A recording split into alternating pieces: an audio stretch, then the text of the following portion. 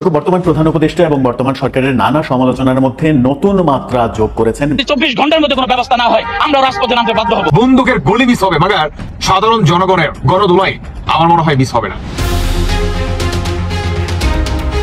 এদিকে আবারও ডক্টর ইউনূসকে 24 ঘন্টার আলটিমেটাম দেওয়া হয়। চারদিক থেকে চাপ আসে তার উপর। অন্যদিকে সমন্বয়ক উপদেষ্টারাও বিপদের মুখে। শেখ হাসিনার ষড়যন্ত্র সফল হচ্ছে। সবকিছুই দেখতে পারবেন এই সম্পূর্ণ প্রতিবেদনে। সেনাবাহিনীকে প্রকাশ্যে কিংবা গোপনে, সরাসরি কিংবা ভিন্ন কৌশলে কঠিন বার্তা দেওয়ার চেষ্টা করছে সার্জিস, হাসনাত, আখতার, নাসিরউদ্দিন পাটোয়ারি, এনসিপি। বাংলাদেশ আসলে কি করছে, এমনকি বিশাল এক ফিচার বাংলাদেশ সেনাবাহিনীকে নিয়ে জড়িয়ে ভারতের গণমাধ্যম বাংলাদেশ সেনাবাহিনী সন্ত্রাসী বা বিচ্ছিন্নতাবাদী গোষ্ঠীকে সমর্থন দিচ্ছে। এই গুপ্ত রাজনীতিটা বন্ধ করা উচিত। এটা টিভি মিডিয়ার সবাই বলতেছে, একটা রিকশাওয়ালা পর্যন্ত বলতেছে। তার মানে যতই মামলা হামলা যাই করুক না কেন, এই মিথ্যা জিনিস টেকে না। সত্যের জয় হবেই হবে। আমরা সত্য পথে ন্যায় পথে ছিলাম, ইনশাল্লাহ বাংলাদেশের জনগণের জয় হবে, বাংলাদেশ মুক্তি পাবে। আমি আছি বাংলাদেশের জনগণের সাথে, যেখানেই থাকি। আমাদের দুর্ভাগ্য যে এই ইউনূস যে বিচার আরম্ভ হয়ে গেছে না, তারপরেও কিন্তু দেখবেন অডিও কল আসবে। এইসব বিচার টিচার সব ষড়যন্ত্র, আমি আসবো, তোমরা রেডি থাকো। এরকম অডিও কল পাবেনি প্রাক্তন প্রধানমন্ত্রী শেখ হাসিনা। উনি এই বিচার আচার মাইনা নিবে না, কিন্তু বাংলাদেশের মানুষ না, শুধু মোদিজিও কিন্তু আজকে বিটিভির মাধ্যমে দেখতে পাইছে। সারজিদ আলম, হাসানাত, আব্দুল্লাহ, তোমরা আওয়ামী লীগ নিষিদ্ধ করবো। আরে বেটা, তোকে ফেসবুকের ভিতরে খালি জয় বাংলা এগুলো নিষিদ্ধ করবে না। বিশেষ করে সমন্বয়ক এনসিপি পার্টি, তোমরা দুর্নীতিবাজ, প্রতারক। এনসিপি, নাগরিক পার্টি, বিভিন্ন জায়গায় সাদা পার্টি, মডার্ন পার্টি। আসসালামু আলাইকুম দর্শক, নতুন একটি নিউজে আপনাকে স্বাগতম। ইতিমধ্যে আমরা দেখতে পাচ্ছি ডক্টর ইউনূসকে আবারও অনেকে আলটিমেটাম দিচ্ছে। অনেকে 24 ঘন্টার আলটিমেটাম, আবার অনেকে 48 ঘন্টার আলটিমেটাম। দর্শক শ্রোতা, আপনারা জানেন যে গত কিছুদিন ধরেই সাধারণ মানুষরা রাজপথে নামে এবং ডক্টর ইউনূসের বিরুদ্ধে কথা বলতে শুরু করে। কেউ বলে নির্বাচনের বিষয়ে, আবার কেউ বলে ক্ষমতা দখলের বিষয়ে। দর্শক শ্রোতা, আপনারা জানেন যে ডক্টর ইউনূস কিন্তু তার পদত্যাগের বিষয়ে একটা কথা উঠিয়েছিলেন গত কিছুদিন আগে তার নিজের মুখ থেকে। অন্যদিকে এই বিষয়গুলো পর্যালোচনা করে আমরা অনেক তথ্য পেয়েছিলাম, সেইগুলো আপনারা দেখেছেন। আজকেও কিন্তু অনেক তথ্য পাই, সবকিছু আপনাদের সামনে এই ভিডিওর মাধ্যমে ধারাবাহিকটি তুলে ধরবো। আপনারা সম্পূর্ণ ভিডিও দেখলে আপনারা বুঝতে পারবেন সর্বশেষ সাধারণ মানুষরা কি বলতেছে এবং ডক্টর ইউনূসের অবস্থা কি হয় এবং দেশের রাজনৈতিক পরিস্থিতিটা ঠিক কোন জায়গায় গিয়ে দাঁড়ায়। আসুন আমরা কথা বলাচ্ছি না, আমরা সরাসরি ভিডিওর মূল আলোচনাতে চলে যাচ্ছি। সবচেয়ে বেশি আনন্দ পাই যখন আপনাদের সঙ্গে এরকম বসার সুযোগ পাই, আলাপ করার সুযোগ পাই, কারণ এখানেই সবাই মিলে বাংলাদেশের প্রকৃত ভবিষ্যৎ রচনা করা হচ্ছে। এটা আমাকে শিহরণ জাগায় যে এরকম একটা কাজে আমি জড়িত হতে পেরেছি, নিজেকে যুক্ত করতে পেরেছি। শুধু আপনাদের কথা শোনার জন্য, এটা কিভাবে আপনারা গাইড করবেন, কোথায় নিয়ে যাবেন। আমাদের উপর দায়িত্ব দেওয়া হয়েছিল সংস্কার করার জন্য। আমরা ঠিক বুঝতে পারছিলাম না কোথায় দিয়ে শুরু করি। তো প্রথমেই আলাপের মধ্যে নানা প্রসঙ্গে ঠিক হলো যে আমরা কিছু কমিশন করে দিই, যেগুলো দ্বারা প্রকৃতপক্ষে ভেতরে গিয়ে জিনিসটা তৈরি করবে। তো এটা দীর্ঘ প্রক্রিয়া, লোক জোগাড় করা ইত্যাদি। শেষ পর্যন্ত আমরা কমিশন করলাম, প্রথম 6টা কমিশন, পরবর্তীতে আরো 6টা। তো তাদেরকে 90 দিন আমরা সময় দিয়েছিলাম দ্রুত গতিতে কাজ করার জন্য। আমরা খুবই আনন্দিত যে তারা করতে পেরেছে। কয়েকটা কমিশন বেশি সময় নিয়েছে, তাতে কোনো অসুবিধা নেই। এখন কমিশনের রিপোর্ট আসলো, এরপরে আমরা যে ঐক্যমত্য গঠন করতে চাচ্ছি সেটা কিভাবে হবে, সেটার থেকে একটা আইডিয়া আসলো যে একটা ঐক্যমত্য কমিশন বলে আলাদা একটা কমিশন করে। তো সেটা যে ফলপ্রসূ হয়েছে সেটা প্রফেসর আলী রিয়াজ সাহেব। দর্শক বন্ধুরা, বলতেছিলাম আমাদের বাংলাদেশের সাধারণ জনগণ এখন একত্র হয়ে এই এনসিপির বিরুদ্ধে আপনার আওয়াজ তুলতে শুরু করছে। কয়দিন পরে দেখবেন যে রাস্তাঘাটে অরিজিনালি যেভাবে মানে যে অবস্থায় আসলে পাক না কেন, গণপিটুনি দিতে আমার মনে হয় 1 সেকেন্ড দিয়ে করবে না। কারণ বাংলাদেশের মানুষের ধৈর্যের সীমার যে বাঁধ আছে ভাই, ওই যে আপনার ভারত বাংলাদেশের সীমান্ত যে ফারাক্কার বাঁধ আছে না, তেমনি বর্তমানে এই অন্তর্বর্তী আর হচ্ছে সাধারণ জনগণের ভিতরে এই বাঁধ মনে করেন ছিল, সেটি আজকে আর নাই রে ভাই। ভেঙে বাংলাদেশে আজকের বন্যার অবস্থা। তো যেখানেই পাবে এদেরকে মনে করেন গণধোলাই দিতে আমার মনে হয় 2 মিনিট দেরি করবে না। মানে যদি খালি আপনার পুলিশ প্রশাসন সেনাবাহিনীর আওতায় বাইরে এসে সাধারণ জনগণের সাথে খেলা লিপ্ত হয়, তাহলে দেখতে পারবেন বন্দুকের গুলি মিস হবে, মাগার সাধারণ জনগণের গণদোলাই আমার মনে হয় মিস হবে না। দর্শক বন্ধুরা, গতকালকে আপনার সেনাবাহিনীর সার্জিসকে প্রচুর পরিমাণের তাকে আসলে বার্তা দেওয়া হয় যে কোনো মব জাস্টিস, কোনো ভাঙচুর এগুলা আর বাংলাদেশের সেনাবাহিনী সহ্য করবে না, কিংবা যে বা যারা নাকি বর্তমানে এগুলা ঘটাবে সবাইকে আইনের আওতায় আনা হবে এবং শক্ত একটা অবস্থান আমরা তাদের এগেনস্টে নিব। ভয়ঙ্কর একটা শক্ত অবস্থানে, যেটি ইতিপূর্বে বাংলাদেশ কখনো দেখিনি, আমরা সেই অবস্থানে যাব। তার মানে বোঝা যাচ্ছে যে আমাদের বাংলাদেশের সেনা প্রধান মিস্টার ওয়াকার তিনি আসলে কতটা আপনার সাধারণ জনগণের জানমালের আপনার মব জাস্টিসের এগেনস্টে, তারপর হচ্ছে সাধারণ আওয়ামী লীগের বাসা বাড়ি কিংবা তাদের জানের নিরাপত্তা, জান মালের নিরাপত্তা দেওয়ার জন্য কতটুকু আসলে শক্ত অবস্থান বা পদক্ষেপ বর্তমান নিছেন আমাদের এই বাংলাদেশের সেনা প্রধান মিস্টার ওয়াকার। সত্যি আপনাকে অনেক অনেক ধন্যবাদ। যদিও আপনি অনেক দেরি করে ফেলছেন, তারপর আপনি যে নিছেন এটার জন্য আপনাকে অসংখ্য ধন্যবাদ। এখন আসুন, বর্তমান জাতীয় পার্টির আপনার সাধারণ থেকে এবং বড় পর্যায়ে যে নেতা কর্মীরা তারা তাদের সকলের একটি বক্তব্য যে সার্জিস আর হাসনাতকে জনগণের সামনে ক্ষমা চেতে হবে। সেনাবাহিনী যেই রায় দেখ না কেন আমরা এটাকে মানব না বা আমরা এটা সমর্থন করি না, কারণ বর্তমান এখন পর্যন্ত কিছু সেনাবাহিনী এবং পুলিশ বাহিনী এই সমন্বয়কদের পক্ষেই আছে। অন্যদিকে তিনি আরো বলেন যে আমাদের জীবন দিয়ে হলেও আমরা আমাদের এই জাতীয় পার্টি রক্ষা করব, আমরা এরশাদকে বা এরশাদের সমস্ত কিছু রক্ষা করব। উল্টোদিকে এনসিপির সন্ত্রাসীরা বা এই কুলাঙ্গারেরা এই জীবিত মুস্তাকদের আমরা বাংলার মাটিতেই পুনরায় যেভাবে মুস্তাককে সাজা দিছে বা মুস্তাকের নামে বাংলাদেশের কুমিল্লাকে যেভাবে কলঙ্কিত করছে, ঠিক এই সার্জিস বা প্রতিটি সমন্বয়কের যে এরিয়া আছে ঠিক সেভাবেই মুস্তাকের নাম নিয়ে কুমিল্লা যেভাবে কলঙ্কিত হয়েছে, সার্জিসদের এলাকা ভিত্তিক সেভাবেই যদি কলঙ্কিত না হতে চায় তাহলে এদেরকে প্রত্যাহার করতে হবে, এদের এগেনস্টে দাঁড়াতে হবে, কারণ এরা হচ্ছে জীবিত মুস্তাক, এরা দেশকে প্রতিনিয়ত বেচার জন্য আপনার পাগল হয়ে দাঁড়াইছে। দর্শক বন্ধুরা, এই হচ্ছে বর্তমান আমাদের বাংলাদেশের সাধারণ জনগণ থেকে শুরু করে আপনার জাতীয় পার্টির আপনার পর্যন্ত তারা পর্যন্ত আপনার এই এনসিপির এগেনস্টে দাঁড়াইছে।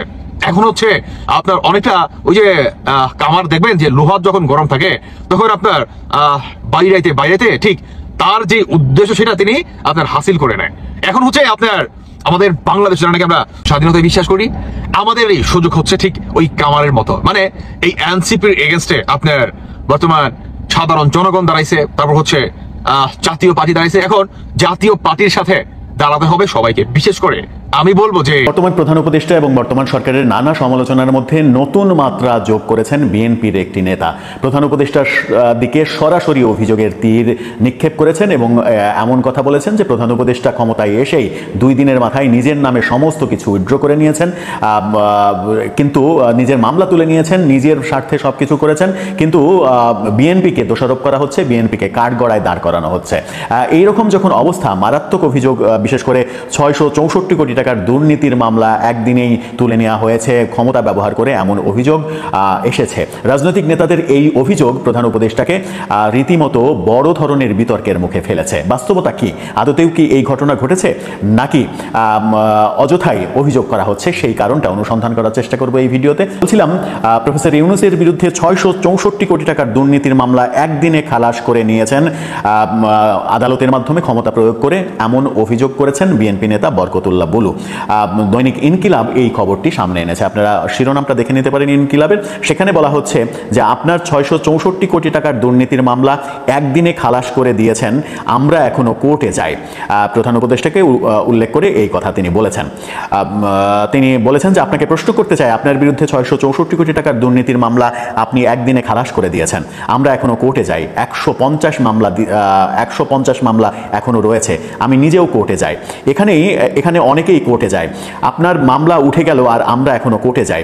আমরা 17 বছর শেখ হাসিনার বিরুদ্ধে আন্দোলন করেছি, আমাদের 20,000 নেতাকর্মী জীবন দিয়েছে, 2,000 নেতাকর্মী গুম হয়েছে, হাজার হাজার নেতাকর্মী পঙ্গুত্ব বরণ করেছে, আমার বাবা মায়ের জানাজা করতে পারিনি আমি।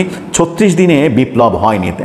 জুলাই যে আন্দোলন সেটার কথা তিনি বলেছেন যে 36 দিনে বিপ্লব হয়ে যায়নি, গত 16-17 বছর এই বিপ্লবকে আমরা উজ্জীবিত করেছি, যার ফলে এই অর্জনটা সম্ভব হয়েছে। তিনি এমন কথা বলেছেন।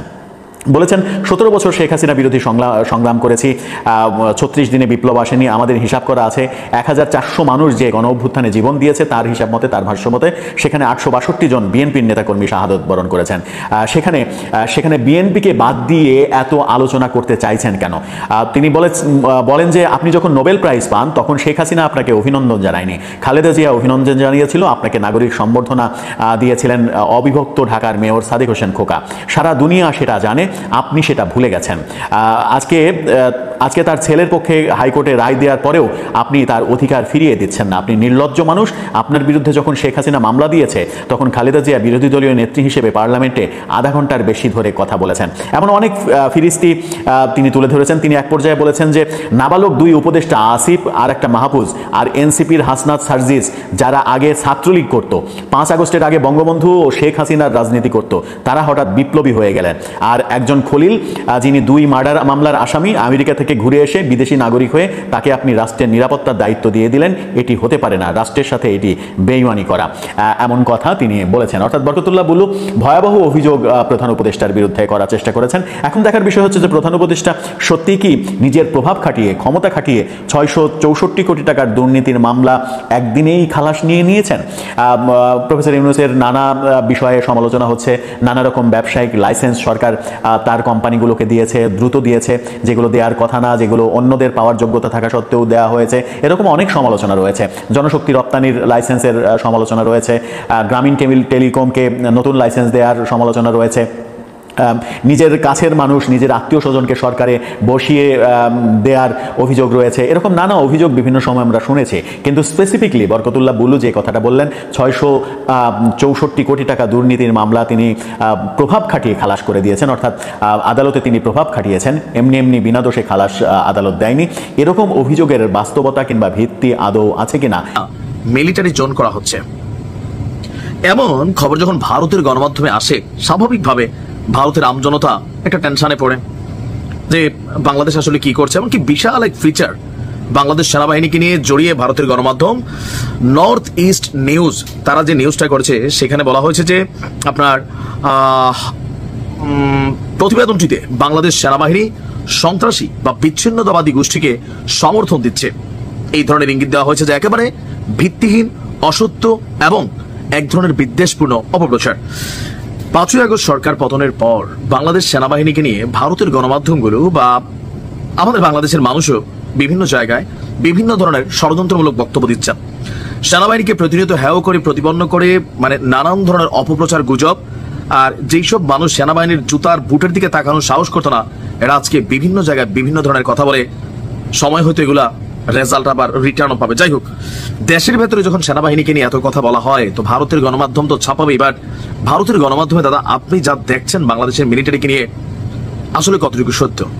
গেল কয়েকদিন আগে বাংলাদেশ নিয়ে যেই নিউজটা করা হয়েছে ভারতীয় গণমাধ্যম নর্থ ইস্ট নিউজ, এটা সম্পর্কে আজকে আমাদের সেনাবাহিনীটার ব্যাখ্যা দিয়েছে।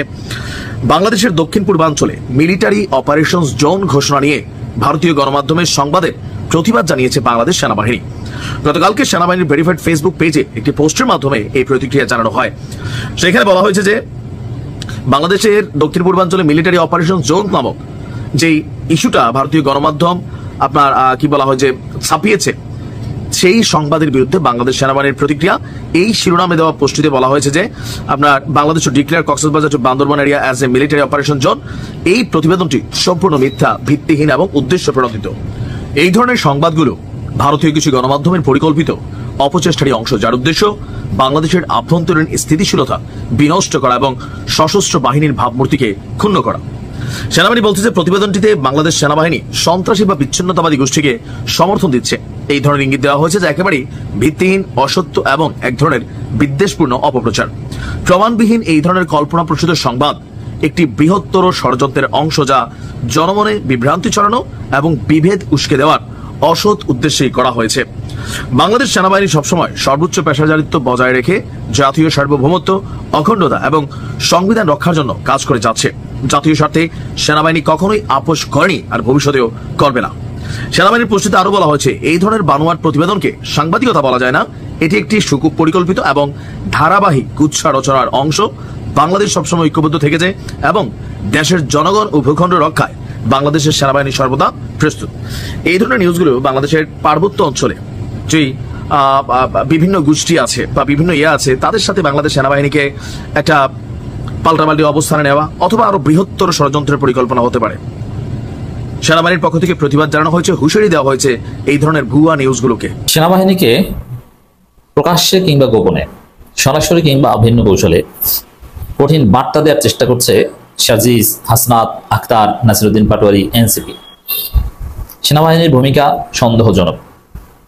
ওরা সন্দেহ করছে। হাসনাত তো আগেই হুঁশিয়ারি করে দিয়েছেন, সেনাবাহিনী রাজনীতিতে নাক গলাবে, এটা আমরা চাই না। নাসিরউদ্দিন পাটোয়ারিও 2 দিন আগে বলেছেন সেনাবাহিনী রাজনীতিতে নাক গলাবে, এটা আমরা চাই না। ডিসেম্বরের নির্বাচন, কবে নির্বাচন, এই বিষয়ে কথা বলার অধিকার সেনাপ্রধানের নেই।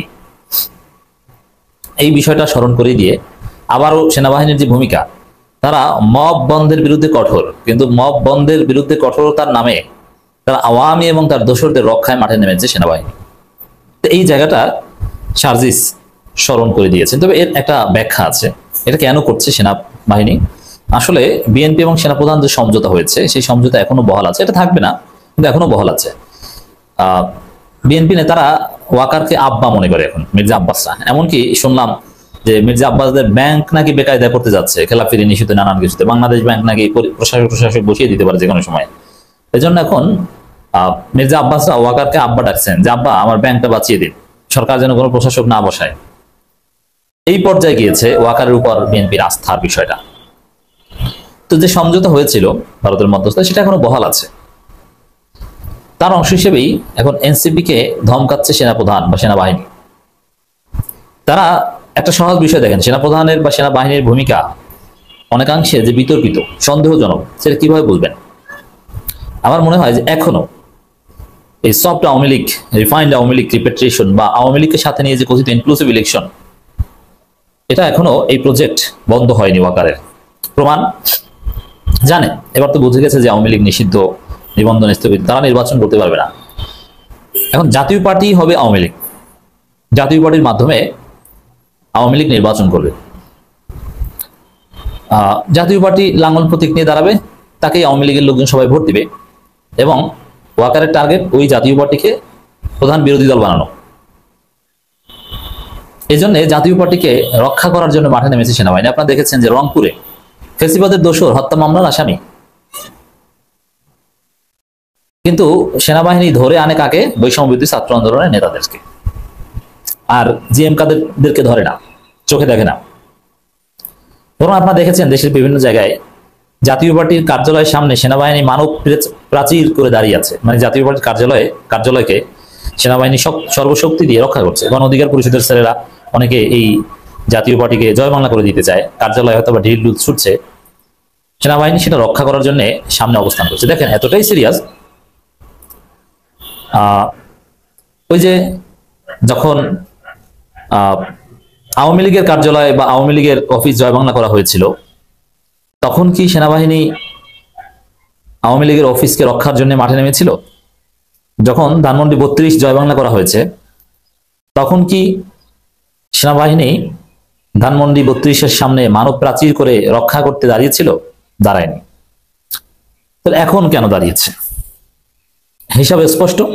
24 ঘন্টার মধ্যে কোনো ব্যবস্থা না হয়, আমরা রাজপথে নামতে বাধ্য হব। ইসরায়েলের মতো একটা এজেন্ট কিভাবে নিবন্ধন পায়, এটা আমরা সরকারের কাছে প্রশ্ন করি। বিভিন্ন তো ইসলামের সূত্র বলা চলে। তখন এই ছাত্ররা কোথায় ছিল? তখন এই যে গণ অধিকার পরিষদের বিভিন্ন সেদিন কোথায় ছিল? তাকে 400 কোটি টাকা দুর্নীতি দিয়েছিল যে আপনার তাকে ইসরায়েলের দোষর বলা হয়। আমি প্রথমে আপনাদের একটু বলি যে আমরা এই যে আপনার হচ্ছে বৈষম্য বিরোধী আন্দোলন যেটা হয়েছে, এই বৈষম্য বিরোধী আন্দোলনে প্রথমে কোঠা বিরোধী আন্দোলন ছিল, তারপর বৈষম্য বিরোধী আন্দোলন হয়েছে। এটা কি সর্বপ্রথম সংসদে আমাদের জাতীয় পার্টির মাননীয় চেয়ারম্যান বিরোধী দলের নেতা হিসাবে এবং সংসদে তিনি সমর্থন জানিয়েছিলেন, এবং তারপরে হচ্ছে 5 তারিখে এটা সমর্থন দিয়েছেন এই বৈষম্য বিরোধী আন্দোলনে। তারপরে 6 তারিখে হচ্ছে গাজীপুরে আমাদের জাতীয় পার্টির মহানগরের জেলার সম্মেলনে এই বৈষম্য বিরোধী আন্দোলনের প্রতি সমর্থন দিয়েছিলেন।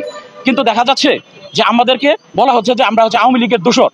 আমাদের আওয়ামী লীগের দোষর আপনারা কেন আমাকে আওয়ামী লীগের দোষর বলবেন? তখন এই ছাত্ররা কোথায় ছিল? তখন এই যে গণ অধিকার পরিষদের বিভিন্ন সেদিন কোথায় ছিল? আজকে আমরা বলতে পারি যে আজকে এই গণ অধিকার পরিষদের যে বিভিন্ন তার বিরুদ্ধে কিন্তু তার যে আগের সভাপতি রেজা কিবরিয়া হচ্ছে তাকে 400 কোটি টাকা দুর্নীতি দিয়েছিল যে আপনার তাকে ইসরায়েলের দোষর বলা হয়। যে একটা বাংলাদেশের মতো একটা ইসলামিক রাষ্ট্রে যেখানে 80% হচ্ছে মুসলমান, সেই দেশে এবং ইসরায়েলের মতো একটা এজেন্ট কিভাবে নিবন্ধন পায়, এটা আমরা সরকারের কাছে প্রশ্ন করি। বিভিন্ন তো ইসলামের সূত্র বলা চলে।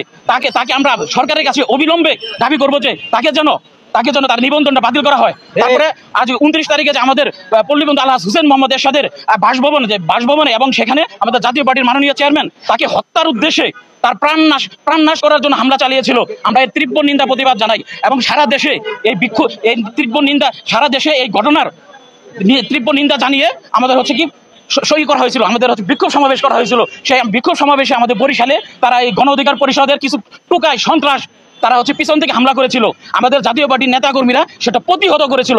আমার উপর আপনি হামলা করতে আসছেন, আমরা প্রতিহত করবো না, প্রতিহত করেছিল। প্রতিহত করতে যে তারা আহত হয়েছে, তারা আবার আগে বাগিয়ে তারা যে মামলা করেছে।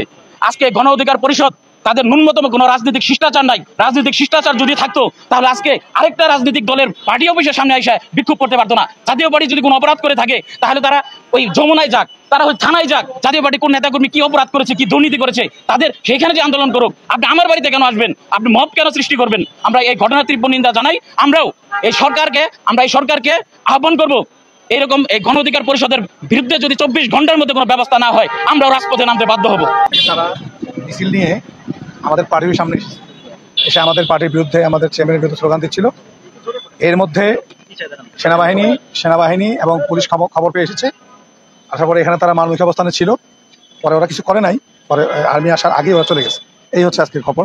বরিশালের ঘটনার বিক্ষুব্ধ হয়ে তারা এই কাজটা করেছে। সারজিদ আলম, হাসানাত আব্দুল্লাহ, তোমরা আওয়ামী লীগ নিষিদ্ধ করবো। আরে বেটা তোকে ফেসবুকের ভিতরে খালি জয় বাংলা এগুলো নিষিদ্ধ করবে না। বিশেষ করে সমন্বয়ক এনসিপি পার্টি, তোমরা দুর্নীতিবাজ, প্রতারক। এনসিপি, নাগরিক পার্টি, বিভিন্ন জায়গায় সাদা পার্টি, মডার্ন পার্টি, সাদাবাজি পার্টি, পকেটমারি পার্টি, এটা বাংলার জাতীয় মানুষ জানে।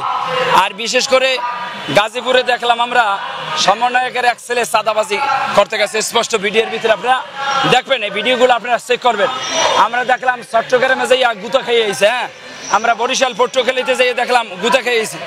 বিভিন্ন জায়গায় বিভিন্ন স্টপিজে তারা সাদাবাজি করতেছে, বিভিন্ন মহল্লায়, বিভিন্ন ফ্যাক্টরিতে, বিভিন্ন জায়গায় সাদাবাজির সাথে জড়িত।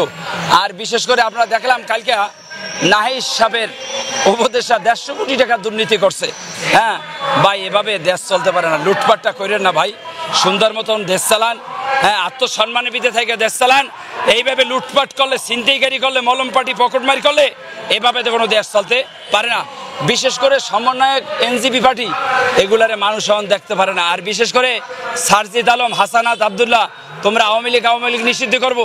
আরে বেটা তোকে ফেসবুকের ভিতরে খালি জয় বাংলা বলে বেটা এগুলোর নিষিদ্ধ করবে না। তোকে আইডির ভিত্তিতে বলার জয় বাংলা পড়াবে, এগুলো ধর, শক্তভাবে ধরেন, মুঠভাবে ধরবেন। যেগুলো পারবেন না সেগুলো পায়তারা করিয়া লাভ নাই। আমাদের মেইন স্ট্রিম মিডিয়াতেও সেটা এসছে। সেটা হলো একটা রেস্টুরেন্টে এনসিপির নেতাদের সাথে সরকারের উপদেষ্টা জনাব আসিফ মাহমুদ সজীব ভুঁইয়া গেছেন এবং বেরিয়ে যাচ্ছেন তারা, এরকম একটা ভিডিও আমাদের সামনে এসছে। আমি মন্তব্যে এটা দিয়ে দেবো, আপনারা একটু দেখে নেবেন। আমি ধারণা করি এর মধ্যেই অনেকে দেখে ফেলেছেন। এটা আমাদের রাজনীতির জন্য খুবই সিগনিফিক্যান্ট একটা নিউজ তো বটেই। মানে এটা এমন একটা প্রেক্ষাপটে ঘটলো যখন এই দুইজন ছাত্র উপদেষ্টার পদত্যাগ চাইছিল বিএনপি, জনাব ইশরাককে মেয়র হতে দেয়া না দেয়া নিয়ে, এবং এই দুজনের বিরুদ্ধে জনাব খলিলেরও পদত্যাগ চেয়েছেন তারা। কিন্তু এই দুজনের বিরুদ্ধে বিএনপির অভিযোগ বা বিএনপির বক্তব্য আমরা এভাবে বলতে পারি, সেটা হচ্ছে এই দুইজন মূলত এনসিপির সমর্থক, তারা এনসিপির সাথে অ্যালাইন্ড, সেই কারণে সরকারে থাকলে তাদের নিরপেক্ষতায় সমস্যা হবে। ইনফ্যাক্ট এটা আজ না, বেশ আগেও একবার জনাব মির্জা ফখরুল ইসলাম আলমগীর এইরকম একটা কথা বলেছিলেন বেশ কয়েক মাস আগে, এবং তখন আমাদের অনেকের হয়তো মনে আছে জনাব নাহিদ ইসলাম তখন উপদেষ্টা ছিলেন, অত্যন্ত কঠোর ভাষায় একটা জবাব দিয়েছিলেন তার ফেসবুক স্ট্যাটাসে। সেটা অবশ্য বলা বাহুল্য, তখন এনসিপি তৈরি হয়নি, এনসিপির ছিল না তখন, বৈষম্য বিরোধী ছাত্র আন্দোলন ছিল, জাতীয় নাগরিক কমিটি ছিল, তাদের অনেকেই ওটা শেয়ার করেছিলেন। তো ওদের অ্যালাইনমেন্ট আসলে ইজ ভেরি ক্লিয়ার আগে থেকে।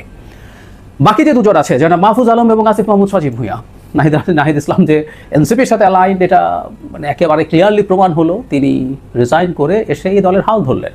বাকি দুজন আসলে তাদেরই লোক, তাদের এই সাথে অ্যালাইন্ড, এই আলোচনা আছে। আর প্রায় বলি কথাটা, আসলে এই দেশে আমরা যারা থাকি, ওই দলগুলো যারা করেন, ওই দলগুলোতে আমাদের পরিচিত লোকজন আছে। বিশেষ করে জনাব মাহফুজ আলম প্রথম থেকে যখন নাগরিক কমিটি হয়েছে তার বহু ক্ষেত্রে, বহু জায়গায় তিনি ইন্টেলেকচুয়ালি কাজ করেছেন, কানেক্টেড আছেন, তিনি এখনও আছেন, এটা জানা যায়। কেউ বলবেন যে আপনার কাছে ভিডিও আছে, ভিডিও ছাড়া কোনো কিছু প্রমাণ করা যাবে না, তা হতে পারে না। যাই হোক, এই জিনিসগুলো আমরা জানি। জনাব আসিফ মাহমুদও একইভাবে দলের সাথে ইনভলভড আছেন, তার বন্ধু বান্ধবের সাথে ইনভলভড আছেন, এতে কোনো রকম কোনো সন্দেহ নেই। আর এখন তো এই ভিডিওটা সামনে আসলোই, এই ভিডিওর সামনে না আসলেও আসলে কী বা হতো।